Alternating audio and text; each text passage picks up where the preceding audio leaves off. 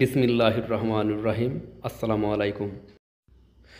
আজ এই এপিসোডে পৌঁছে আমাদের সিরিজ এক নতুন ফেজে প্রবেশ করতে যাচ্ছে, কারণ আজ থেকে আমরা জুলকারনাইনের ঘটনাগুলোর সেই সমস্ত বিষয়গুলোকে ডিসকাস করতে শুরু করব যে বিষয়গুলোতে মানুষ সবচেয়ে বেশি ইন্টারেস্টেড হয়ে থাকে, যেমন ইয়াজুজ আর মাজুজের দুনিয়া। জুলকারনাইনের তৃতীয় সফর, থার্ড এক্সপেডিশন শুরু হচ্ছে আয়াত নাম্বার 92 থেকে, আর তারপর 99 নম্বর আয়াত পর্যন্ত চলতে থাকে। আর তা ডিসকাস করার আগে আমি আপনাদেরকে অতি সহজ ভাষায় বলে দিচ্ছি যে এই ঘটনাতে আসলে কি কি ঘটছে। জুলকারনাইন নিজের তৃতীয় সফরের জন্য একটা রাস্তা ধরছেন, আর কোনো এক প্রকারের দুই বাঁধার মাঝে পৌঁছে যাচ্ছেন, আর যার সামনে তিনি কোনো এক প্রকারের কিছু মানুষকে দেখছেন। তারা কারা একথা মহান আল্লাহ নাম নিয়ে উল্লেখ করেননি, কিন্তু কিছু হিন্টস অতি অবশ্যই দিয়েছেন, যেগুলোর মধ্যে একটা হিন্ট হলো এটা যে তারা জুলকারনাইনের মুখের ভাষা অতি কষ্টে বুঝতে পারছে। তো যাই হোক, সেই মানুষগুলো জুলকারনাইনকে বলছে যে ওহে জুলকারনাইন, আমরা ইয়াজুজ আর মাজুজের দ্বারা খুবই কষ্ট পাচ্ছি, যে তারা জমিনের বুকে অন্যায় আর ফাসাদ ছড়িয়ে দিচ্ছে। তো আমরা এমনটা করছি যে আপনার জন্য কিছু খরচের ব্যবস্থা করে দিচ্ছি, আর তার পরিবর্তে আপনি আমাদের আর তাদের মাঝে, অর্থাৎ আমাদের আর ইয়াজুজ মাজুজের মাঝে কোনো বাধা তৈরি করে দিন। কিন্তু জুলকারনাইন তাদেরকে উত্তর দিলেন যে না, যা কিছু আমার রব আমাকে দিয়েছেন তা তার থেকে অনেক বেশি উত্তম যা কিছু তোমরা আমাকে অফার করছো। হ্যাঁ, তোমরা এতটুকু করতে পারো যে ম্যান পাওয়ার দিয়ে আমাকে তোমরা সাহায্য করতে পারো, আর আমি তোমাদের আর ইয়াজুজ মাজুজের মাঝে একটা বাধা তৈরি করে দেব। অর্থাৎ কোনো সাধারণ দেওয়াল বা বাধা নয়, বরং এক রিএনফোর্সড প্রকারের দেওয়াল, যেটা হবে সাধারণ দেওয়ালের থেকে অনেক বেশি মজবুত। তোমরা আমার কাছে লোহার পাত নিয়ে এসো। যখন তারা লোহার সিটস নিয়ে এলো, তখন জুলকারনাইন সেগুলোকে একে অপরের সাথে রেখে একটা দেওয়ালের রূপ দিলেন, আর তাদেরকে দিয়ে এই দেওয়ালেতে হাওয়া দেওয়ালেন, এতটাই যে সেই লোহা গরম হয়ে লাল হয়ে গেল। আর যখন সেই দেওয়াল লাল হয়ে গেল, তখন জুলকারনাইন তার ওপর গলিত তামা ঢেলে দিলেন। আর সূরা কাহাফ অনুযায়ী তখন এটা এমন এক দেওয়ালের রূপ নিয়ে নিল যে যার ওপর ইয়াজুজ আর মাজুজ না উঠতে পারে, আর না তাতে কোনো প্রকারের গর্ত তৈরি করে সেখান থেকে বাইরে বের হয়ে আসতে পারে। এখন এই সমস্ত কাজের পর জুলকারনাইন বলেন যে এটা আমার রবের রহমত, কিন্তু যেদিন তিনি চাইবেন এই দেওয়ালও চূর্ণ বিচূর্ণ হয়ে যাবে, আর ইয়াজুজ আর মাজুজ তরঙ্গের মতো একে অপরের উপরে দৌড়াতে দৌড়াতে সমস্ত উচ্চ স্থান থেকে তাদেরকে নিচে নেমে আসতে দেখা যাবে। আপাত দৃষ্টিতে আপনাদের এটা একটা স্রেফ ঘটনা বা একটা কাহিনী বলে মনে হতে পারে, কিন্তু জুলকারনাইনের তৃতীয় সফর ইনফরমেশন আর সাটেল ক্লুতে পূর্ণ হয়ে রয়েছে। এতে জানার মতো বহু বহু কিছু রয়েছে, আর এই তৃতীয় সফরের প্রত্যেকটা অ্যাঙ্গেলে অতীব ডিটেলসের সাথে করা আমার এই রিসার্চ ওয়ার্কে ইনশাল্লাহ আপনাদের সাথে অতি অবশ্যই শেয়ার করব। কিন্তু তার আগে প্রত্যেকবারের মতো আমি আপনাদের সামনে সেই সমস্ত দৃষ্টিভঙ্গি তুলে ধরতে চাই যেগুলো অলরেডি আমাদের মধ্যে স্টাবলিশড হয়ে রয়েছে, রাইজ হয়ে আছে। কারণ আমরা সামনের দিকে শুধুমাত্র তখনই অগ্রসর হতে পারবো যখন আমরা এটা দেখে নিতে পারবো যে সেই সমস্ত দৃষ্টিভঙ্গিগুলো সঠিক নাকি ভুল। এখন একটা ছোট্ট কথা, যে তৃতীয় সফরকে আরও সহজ আর ইন্টারেস্টিং করার জন্য আমি এটাকে দুই ভাগে বিভক্ত করছি। প্রথম অংশ জুলকারনাইনের দেওয়ালকে নিয়ে হবে, যে এই দেওয়ালের নেচার কি, তা ইয়াজুজ আর মাজুজকে কিভাবে রুখে রেখেছে, বহু শতাব্দী পরেও তা ভেঙে কেন যায়নি, আর সম্ভবত সবচেয়ে কঠিন প্রশ্ন যে সেই দেওয়াল শেষ পর্যন্ত কোথায়। আজ পর্যন্ত যখন স্যাটেলাইট আর জিও লোকেশনের জমানা, তখনও সেই দেওয়াল আমাদের সামনে দৃশ্যমান কেন হচ্ছে না।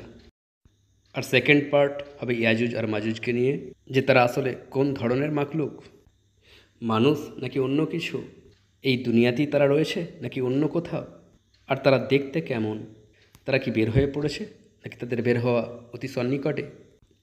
তো চলুন শুরু করি আজকের এপিসোড, যে এপিসোডে আমি আপনাদের সাথে সর্বপ্রথম ডিসকাস করতে চাই জুলকারনাইনের সেই বিখ্যাত দেওয়াল। হয়তো আপনারা এই কথাটা বিশ্বাস করতে পারবেন না, কিন্তু একটা লম্বা সময় পর্যন্ত জুলকারনাইনের প্রসঙ্গে যে দেওয়ালটা মানুষের মাঝে খ্যাত হয়েছিল, তা হলো the great wall of China, অর্থাৎ চীনের প্রাচীর। চায়নাতে তৈরি হওয়া ৪,৫০০ কিলোমিটার লম্বা এক প্রাচীর, যেটার বিষয়ে আমাদের বড়দের জমানায় এটা প্রচলিত ছিল যে এই দেওয়াল মহাকাশ থেকেও দেখতে পাওয়া যায়। কিন্তু এই কথাটা আসলে শুধুমাত্র একটা মিথ, এরূপটা মোটেই নয়। চীনের প্রাচীর মহাকাশ থেকে দেখতে পাওয়া যায় না, কিন্তু তবু কথায় কোনো সন্দেহ নেই যে the great wall of China দুনিয়ার সপ্তম আশ্চর্যের মধ্যে একটা। কারণ এই প্রাচীর মানুষের তৈরি করা আশ্চর্যজনক জিনিসের মধ্যে হতে একটা। এই প্রাচীর কোনো জমানাতে বেদুইন যোদ্ধাদের হাত থেকে নিজেদের মানুষকে রক্ষা করার জন্য তৈরি করা হয়েছিল। আর ইনফ্যাক্ট এই প্রাচীর নিজেই চায়নার থেকেও বেশি পুরাতন। কারণ যখন চীনের প্রাচীর তৈরি করা হয়েছিল তখনও চায়না ইউনিফাইড হয়নি। তো তাহলে কি the great wall of China জুলকারনাইনের তৈরি করা সেই দেওয়াল হতে পারে? না, কারণ চীনের প্রাচীরকে নিয়ে আমাদের কাছে ভেরিফায়েবল ডেটা আর লিখিত প্রাচীন রেকর্ডস মজুদ রয়েছে যে চীনের প্রাচীর কে বা কারা তৈরি করিয়েছিলেন আর কেনই বা তৈরি করিয়েছিলেন। চীনের প্রাচীর তৈরি করার পিছনে ছিলেন চায়নার বেশ কয়েকজন বাদশাহ, আর এই প্রাচীরকে কয়েক শতাব্দী ধরে তৈরি করা হয়েছিল। কিন্তু যে বাদশাহ আজ থেকে ২৩০০ বছর আগে এই প্রাচীরের ভিত্তিপ্রস্তর স্থাপন করেছিলেন তার নাম ছিল এম্পারার কিন শুই হুয়াং।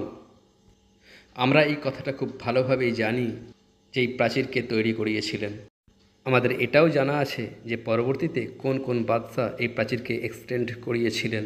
আর প্রাচীন রেকর্ডস থেকে আমরা কথাও জানতে পেরে যাই যে এই প্রাচীর তৈরি করার পিছনে সৈন্য উদ্দেশ্যও ছিল, স্ট্র্যাটেজিক উদ্দেশ্যও ছিল, আর একই সাথে ছিল রাজনৈতিক উদ্দেশ্যও। আর তাই the great wall of China জুলকারনাইনের দেওয়াল হতে পারে না। আর তারপর সবচেয়ে বড় কথা, যে পয়েন্টটা আমার আপনাদেরকে আগেই বলে দেওয়া উচিত ছিল কিন্তু এজন্য বলিনি, যে এই বাহানায় আপনারা চীনের প্রাচীরের ব্যাকস্টোরিও জানতে পেরে যাবেন। তো যাই হোক, সেই পয়েন্টটা হলো এটা যে the great wall of China ইট আর কাঠ দিয়ে তৈরি, আর সেখানে জুলকারনাইন যে প্রাচীর তৈরি করিয়েছিলেন তা লোহা আর তামা দিয়ে তৈরি করা হয়েছিল। এই জন্যই দ্য গ্রেট ওয়াল অফ চায়নাকে অতি সহজে আমরা তালিকা থেকে বের করে দিতে পারি। আর তারপর আসছি অন্য একটা স্থানের দিকে, যার বিষয়ে বহু স্কলার একথা মনে করেন যে এটাই হলো সেই স্থান যেটা জুলকারনাইনের প্রাচীরের 100% লোকেশন। ইনফ্যাক্ট এই স্থানটার তো এতটাই একিনের স্তর অর্জন করা রয়েছে যে যদি আপনারা এই মুহূর্তে গুগলে সাদ্দে জুলকারনাইন অথবা দ্য ওয়াল অফ গগ অ্যান্ড ম্যাগগ লিখে অথবা দ্য ওয়াল অফ গগ অ্যান্ড ম্যাগগ লিখে সার্চ করেন, তাহলে গুগল ম্যাপস আপনাকে সোজা সেখানে নিয়ে চলে যাবে। Just imagine. আর এতটা দৃঢ় বিশ্বাসের পিছনে আসলে কিছু স্কলারের এটা মনে করা যে জুলকারনাইনের তৃতীয় সফর উজবেকিস্তান আর কিরগিজস্তানের দিকে হয়েছিল, যেগুলো সেন্ট্রাল এশিয়ার বহু প্রাচীন দেশ।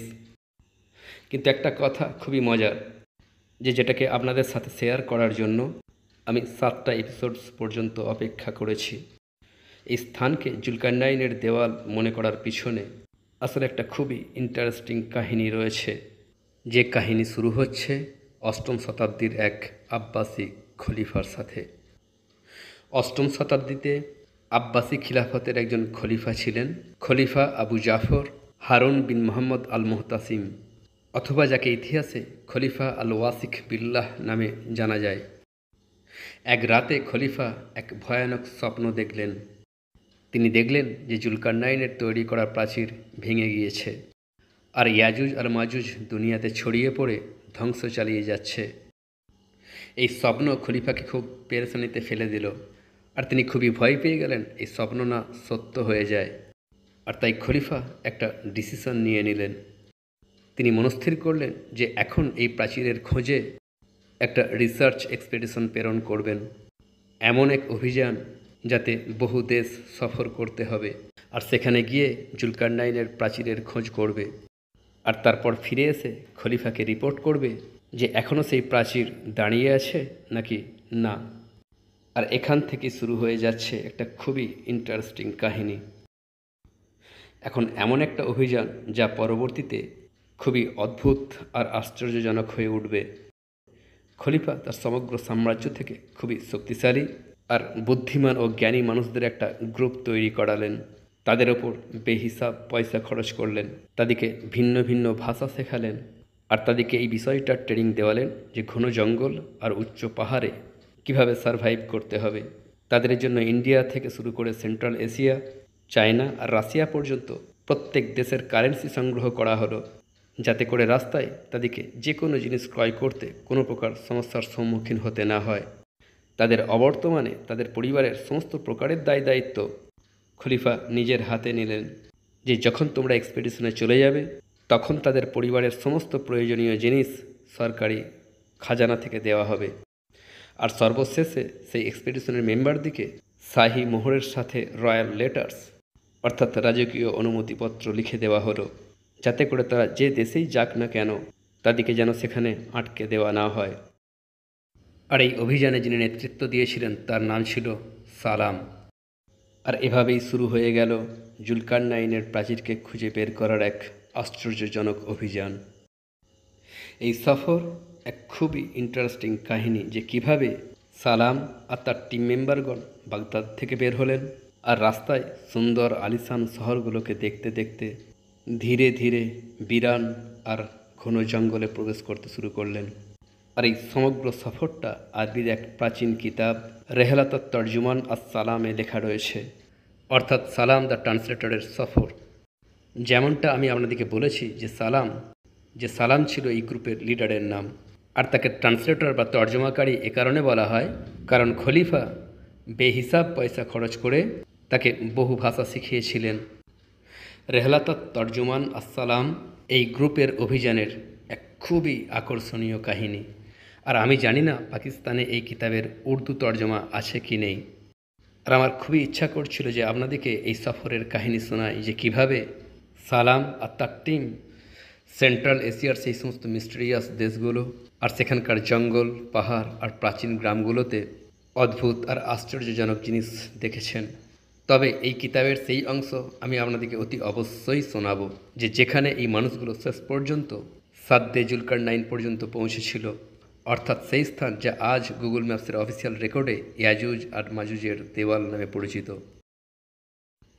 এই কিতাব অনুযায়ী সালাম আর তার এক্সপেডিশন 2 বছর পর্যন্ত ভিন্ন ভিন্ন দেশে ঘুরতে থাকলো, জুলকারনাইনের দেওয়ালের খোঁজ চালিয়ে যেতেই থাকলো। তারা ভিন্ন ভিন্ন শহর আর গ্রামের মানুষদের কাছে থামতো, মরুভূমিতে তাঁবু ফেলত, তারা মানুষের কাছে অদ্ভুত সব স্থান আর কোনো একটা প্রাচীরের খোঁজ করত। আর এভাবেই স্থানীয় বয়োবৃদ্ধদের কাছে বহু কথা জানতে জানতে তারা এমন এক স্থানে পৌঁছে গেল যে যেখান থেকে সব সময় দুর্গন্ধ ভেসে আসতো, এক বিরান ভূমি যেখানে কোনো মানুষ বসবাস করতো না। সালাম তার নিজের রিপোর্টে বলেছেন যে এই স্থানটা এতটাই দূরে যে এর কাছাকাছি বসবাস করা লোকেরা এটাও জানে না যে খলিফা কী জিনিস।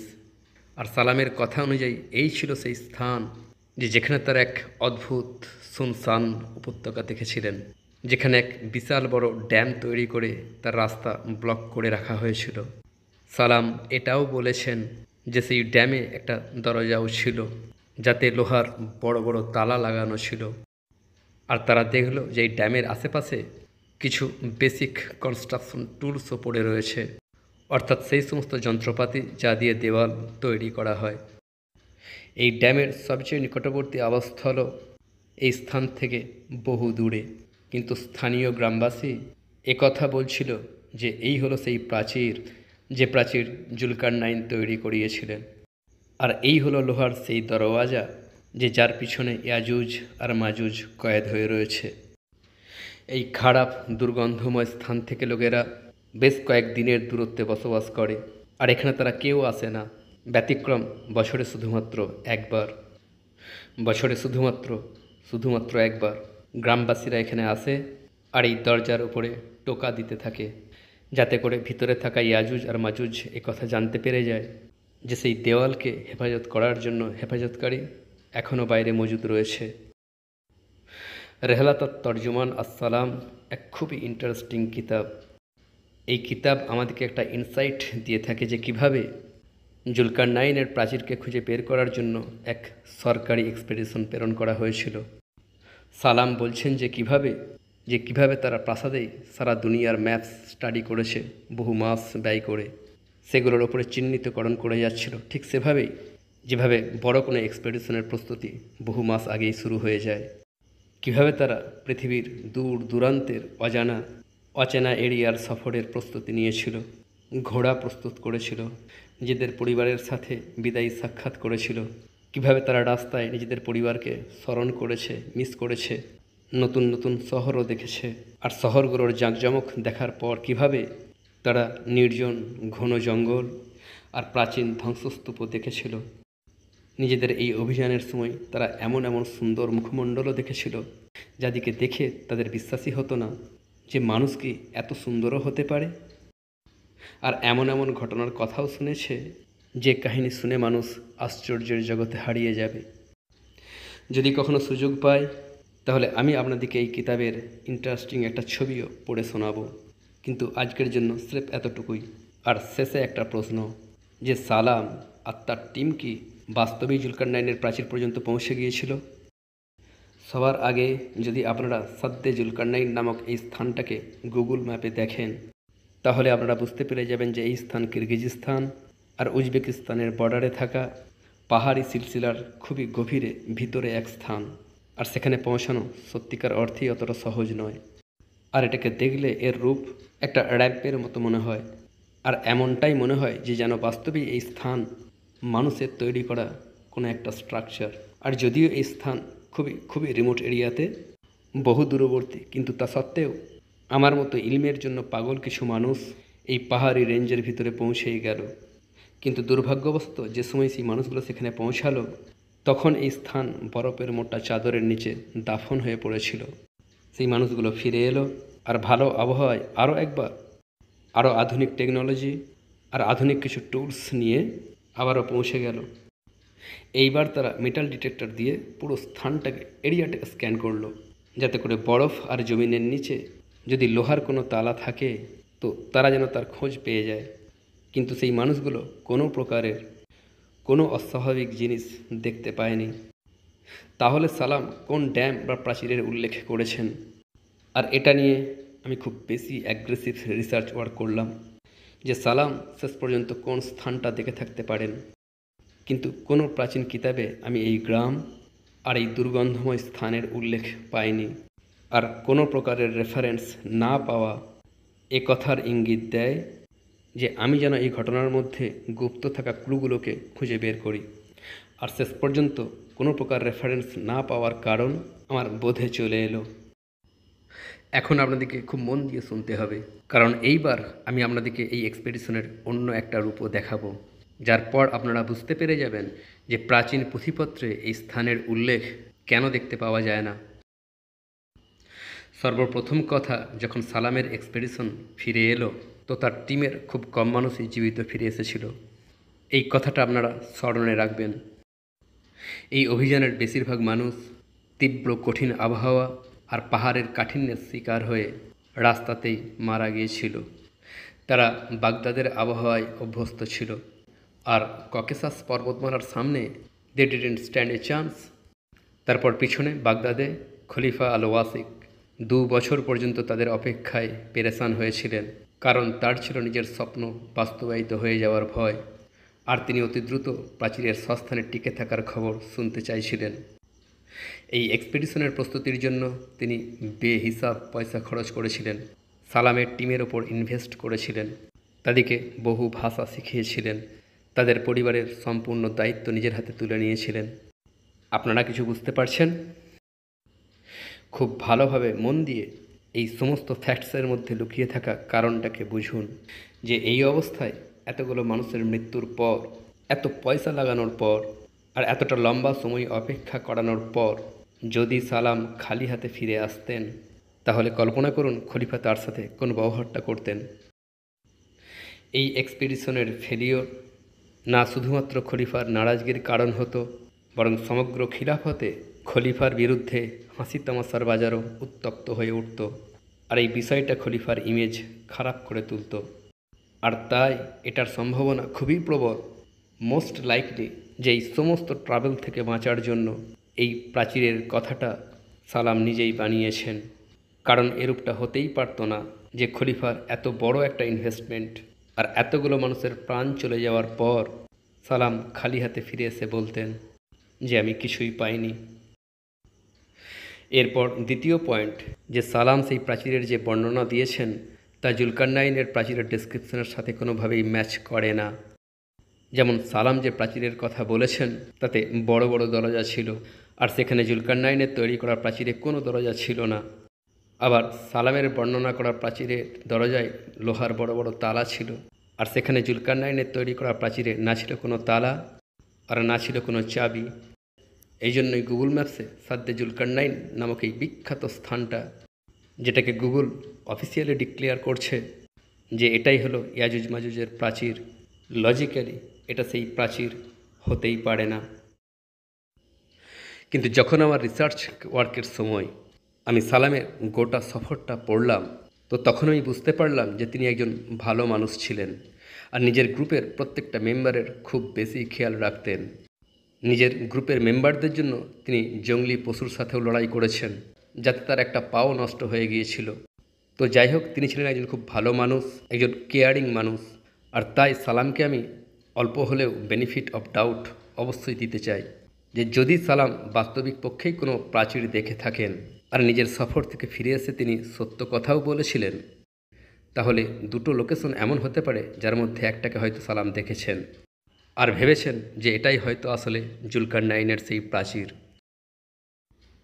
এই দুইয়ের মধ্যে প্রথম লোকেশন হলো চায়নার গাংসু প্রদেশের একটা স্থান, যেখানে এক বিশাল বড় প্রাচীর রয়েছে, যেটাকে ইউমেন পাস বা জেড গেট বলা হয়, যেটা নিজের যুগেতে বিখ্যাত এক বাঁধার কাজ করত, যেটা উত্তর থেকে আসা আক্রমণকারীদিকে রুখে রাখার জন্য তৈরি করা হয়েছিল। কিন্তু যদি আপনারা এটাকে দেখেন, তাহলে আপনারা কোনো দিক থেকেই এই কনস্ট্রাকশনকে জুলকারনাইনের তৈরি করা প্রাচীরের সাথে কোনোভাবেই মেলাতে পারবেন না। আর দ্বিতীয় লোকেশন হলো ক্যাসপিয়ান সিয়ের কিনারায় আবাদ রাশিয়ার এক প্রাচীন শহর দারবান্দ আর তার কেল্লা। দারবান্দের নাম আপনাদের মধ্যে হয়তো খুব কম মানুষই শুনেছেন। দারবান্দ রাশিয়া, এমনকি দুনিয়ার প্রাচীনতম শহরগুলোর মধ্যে একটা। ইনফ্যাক্ট দারবান্দ এতটাই প্রাচীন শহর যে সেখানে আজও অষ্টম শতাব্দীর লিখিত ডকুমেন্টস মজুদ রয়েছে। কিন্তু সমস্ত পয়েন্টসের মধ্যে সবচেয়ে গুরুত্বপূর্ণ পয়েন্টটা হলো এই শহরের নাম, অর্থাৎ দারবান্দ। দারবান্দ অর্থাৎ দরজায় রাখা একটা বাঁধা, বন্ধ দরজা।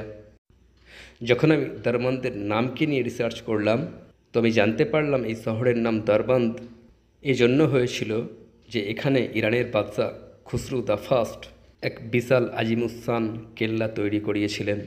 কারণ দারবান্দে সবসময় জঙ্গলের হিংস্র কবিলারা আক্রমণ করে যেত, আর এই কিলা নিজের পিছনে থাকা ককেসাস পর্বতমালাকেও এই হিংস্র কবিলাদের আক্রমণ থেকে হেফাজতে রাখত। আর এই হলো সেই কারণ যে প্রায়শই মানুষ দারবান্দ আর তার কিলাকে জুলকারনাইনের তৈরি করা প্রাচীর বা বাঁধা ভেবে বসে। কিন্তু আমার মনে হয় আমি যতবার আপনাদেরকে জুলকারনাইনের তৈরি করা প্রাচীরের ডেসক্রিপশন বলেছি, তাতে আপনারা নিজেরাই বুঝতে পারবেন যে দারবান্দের কিলা বা কেল্লা জুলকারনাইনের তৈরি করা সেই প্রাচীর কোনোভাবেই হতে পারে না।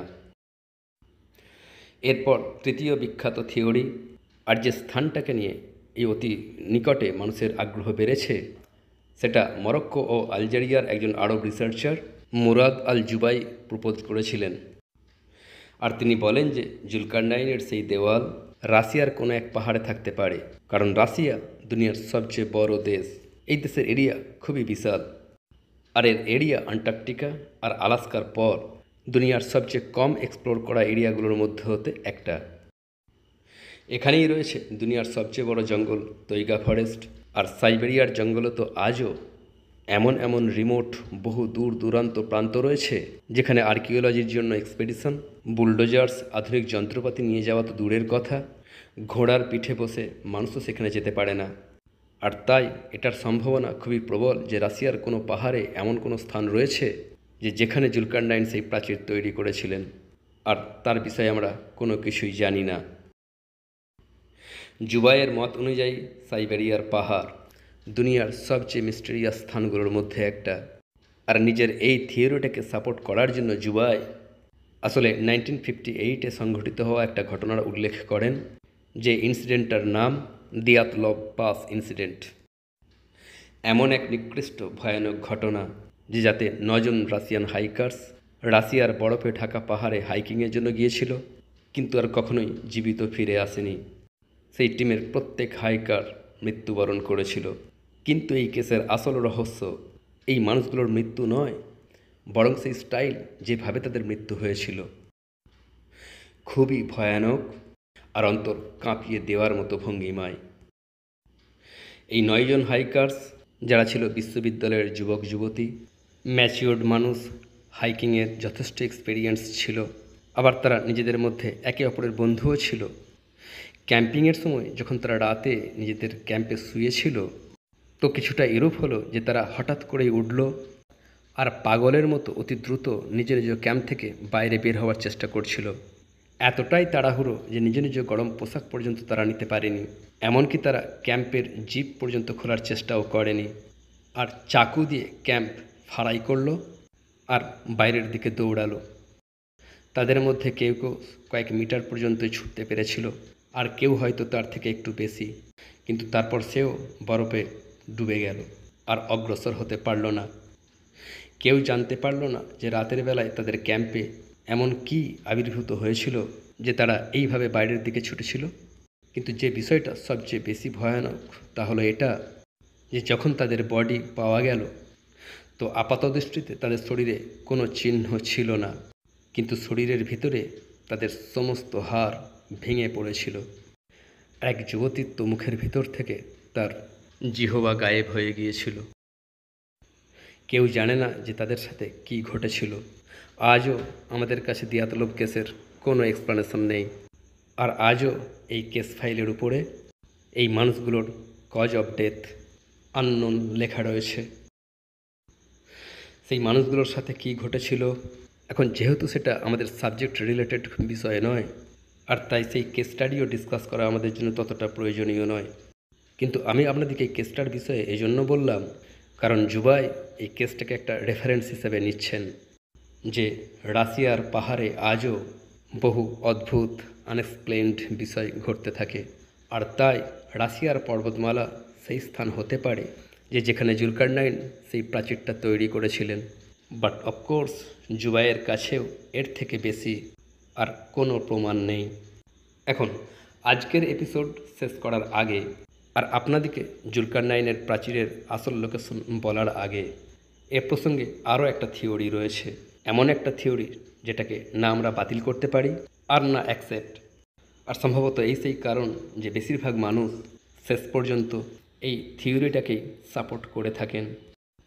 আর তা হলো এটা যে জুলকারনাইনের এই প্রাচীর আসলে গায়েবানা, দৃষ্টির আড়ালে গুপ্ত হয়ে আছে। সেটা আমাদের কাছে এখানে ওখানে কোথাও না কোথাও আছে, কিন্তু আমরা সেটাকে দেখতে পাচ্ছি না। এই প্রাচীরকে আমাদের দৃষ্টি থেকে আড়াল করে রাখা হয়েছে, আর আমরা যত ইচ্ছা টেকনোলজির ব্যবহার করি না কেন, আমরা এই দেওয়ালকে খুঁজে পাবো না। নাও এটা এমন একটা থিওরি যা এই প্রাচীর আর তার লোকেশনের গায়েবী হওয়ার ওপর জোর দেয়, আর তখন এই বিষয়টা ইমানের আন্ডারে চলে আসে, বিশ্বাসের আন্ডারে। কিন্তু একটা বিষয় মনে রাখবেন যে যখন জুলকারনাইন নিজের থার্ড ডেস্টিনেশনে পৌঁছেছিলেন, তো সেটা কোনো গায়েবী স্থান ছিল না। যখন জুলকারনাইন সেই প্রাচীর তৈরি করলেন, তিনি তা কোনো গায়েবী মেটেরিয়ালস দিয়ে তৈরি করেননি, বরং খুবই সলিড মেটেরিয়ালস অর্থাৎ লোহা আর তামা দিয়ে তৈরি করেছিলেন। আর এই প্রাচীরের স্ট্রাকচার নিয়ে ইনশাআল্লাহ পরবর্তীতে আমি আরও বেশি ডিসকাস করব। একইভাবে যখন ইয়াজুজ আর মাজুজ বের হয়ে আসবে, তখন সেই সলিড মেটেরিয়াল ফিজিক্যাল প্রাচীরকে ভেঙে তছনছ করে বাইরে বের হয়ে আসবে। কিন্তু যেহেতু এই থিওরি পার্সোনাল বিলিফের সাথে সম্পর্ক, তাই কারো বিলিফকে আমরা হার্ট করতে পারি না, আর তাই না আমরা এই থিওরিটাকে রিজেক্ট করছি, না করছি অ্যাকসেপ্ট। তবে আজকের এই এপিসোডে আমি আপনাদের সামনে সেই সমস্ত এস্টাবলিশড দৃষ্টিভঙ্গি তুলে ধরেছি যেগুলো জুলকারনাইনের তৈরি করা এই প্রাচীরকে নিয়ে মানুষের মাঝে আগে থেকেই রাইজ হয়ে আছে। সেই সমস্ত থিওরি যা মানুষের কাছে আগে থেকেই এক্সিস্ট করে, কিন্তু আসল প্রশ্নটা তখনও নিজের স্থানেই রয়ে গেল যে জুলকারনাইনের তৃতীয় সফর আসলে কোন স্থানে হয়েছিল, কোথায় রয়েছে সেই প্রাচীর, আর এই তৃতীয় সফরটা এতটা গুরুত্বপূর্ণ কেন। আর পরের এপিসোডে ইনশাআল্লাহ স্টেপ বাই স্টেপ আমি আপনাদেরকে এই সমস্ত প্রশ্নের উত্তর দেওয়া শুরু করতে যাচ্ছি। আল্লাহ হাফেজ।